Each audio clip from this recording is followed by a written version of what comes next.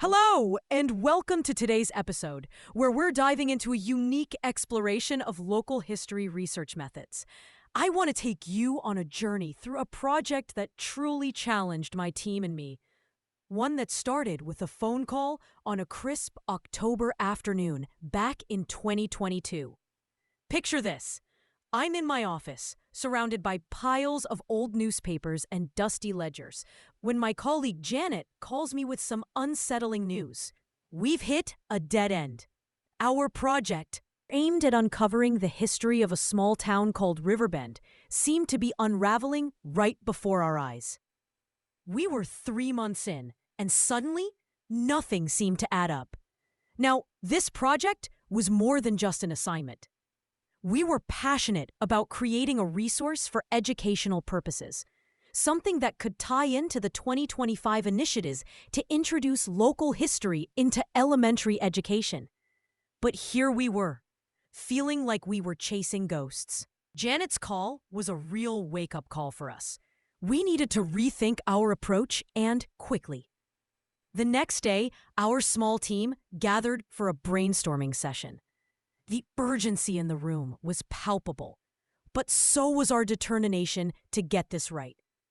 One of our team members, Mark, had a brilliant idea. What if we start by mapping out what we do know?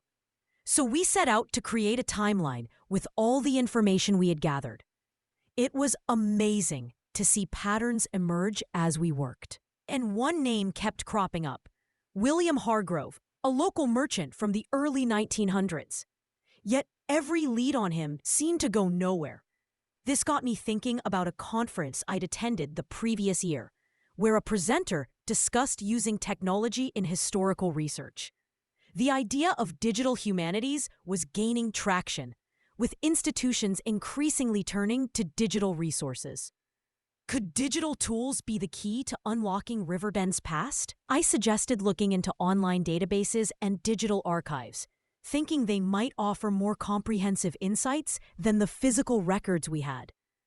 Janet had a contact who specialized in digital reconstructions of historical sites, and we thought, why not give it a shot? Maybe he would help us recreate the town's layout during Hargrove's time. It was a long shot, but we were willing to try anything at this point. The next few weeks were a flurry of diving into digital resources and cross-referencing online databases with our physical documents. We even reached out to local residents on social media, hoping to find descendants who might have family records or anecdotes. It felt a bit like a scattergun approach, but slowly, the pieces of our puzzle began to come together. Sometimes, the most unconventional methods yield the most surprising results. Then, one evening, as I was about to call it a night, I got an email that changed everything. It was from a woman named Linda, who had a trove of letters and photographs from her great-grandfather who worked with Hargrove. It felt like hitting the historical jackpot. Meeting Linda and exploring her collection was truly like stepping back in time. Her archives filled in so many blanks in our research and raised new questions, ones we were excited to explore. Of course, the process had its challenges. There were moments of doubt, especially when certain leads turned into wild goose chases.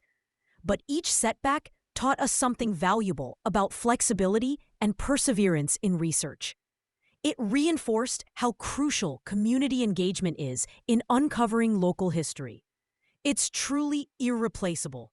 By the end of the project, we had not only created a comprehensive resource for educators, but we also reignited a sense of pride in Riverbend's heritage. It was a powerful reminder of why we do what we do, to connect people with their past in meaningful, tangible ways. Looking back, there are definitely things I'd do differently. I'd start with a more diversified research plan and incorporate digital tools right from the start. And I'd prioritize community outreach from the very beginning. But our commitment to adapting and learning on the fly was our saving grace, and that was perhaps the most valuable lesson we learned. So what are some key takeaways for anyone interested in uncovering local history?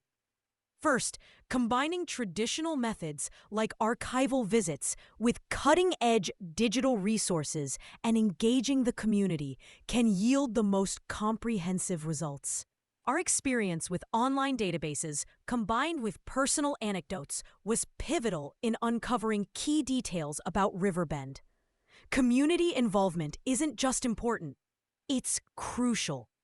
Local residents often hold personal archives and stories that can fill significant gaps in official records.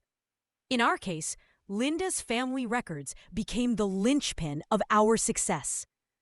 Digital tools are increasingly indispensable. They provide access to vast archives, facilitate data visualization, and connect researchers worldwide. As we saw firsthand, these tools can dramatically accelerate discovery. And as for handling dead ends, they're an inevitable part of the research journey. But the key is to see them as opportunities to reassess methods, explore new angles, and reach out to the community or employ technology for fresh leads. Our own project had its share of roadblocks, but each one pushed us to innovate. So if you're passionate about local history, remember that challenges like incomplete records and limited funding can be overcome with creative problem solving and a willingness to adapt. For those eager to dive deeper into the world of local history, there are excellent resources available, like the Top 2025 Resources for Teaching Local History and the Engaging Local History Project's 2025 Proven Guide. Thanks for joining me on this journey today.